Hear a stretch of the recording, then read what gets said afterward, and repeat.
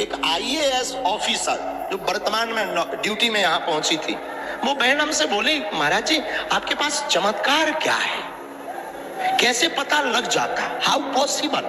हमने कहा my dear sister, collector. So let's discuss कि सुपरस्टिशन कैसे काम करता है.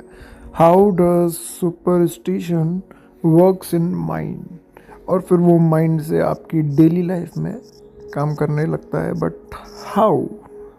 So let's concentrate in reality.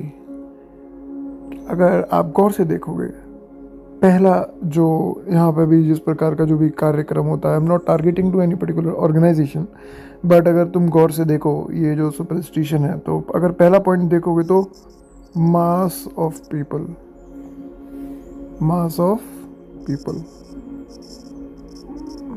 मतलब लोगों को एक फॉल्स जेन्युइनिटी शो की जाती है कि देखो भाई यहाँ पे बहुत सारे लोग आ रहे हैं तो ये चीज़ सही है. तो उससे क्या होता है, एक साइकोलॉजिकल दिमाग में एक रिजल्ट पैदा होता है.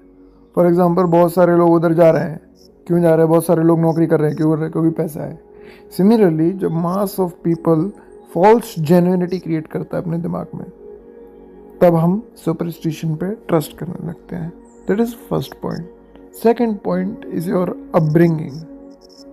Upbringing matters a lot. अगर तुमने बड़े होते समय भूतों की कहानी सुनी है, बहुत ज़्यादा, तुम्हें बहुत ज़्यादा भगवान के बारे में बताया गया है, तुम्हें बहुत ज़्यादा लेट्स से परियों की कहानी बताई गई है, then such thing happens. Why?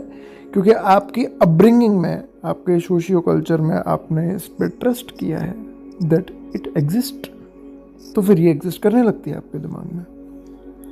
Similarly third point की अगर हम बात करें, emotional relationship. This is the most important point.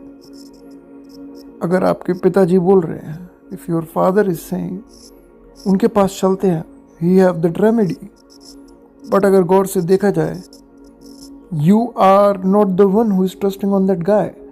आपके पिताजी बोल रहे हैं इसलिए आप वो रेमेडी ले रहे हैं. उसने कोई रेमेडी बताई, आपने की, और आपको क्या मिलते रिजल्ट, पॉजिटिव या नेगेटिव, वो जो भी हो. बट आपका एक इमोशनल रिलेशन है, इसलिए भी आप कहीं ना कहीं कि अरे मम्मी मान रही हैं तो ठीक है, पापा मान रहे हैं तो ठीक है. और अगर चौथा पॉइंट मैं आपको बताऊं, it's sum up everything. These are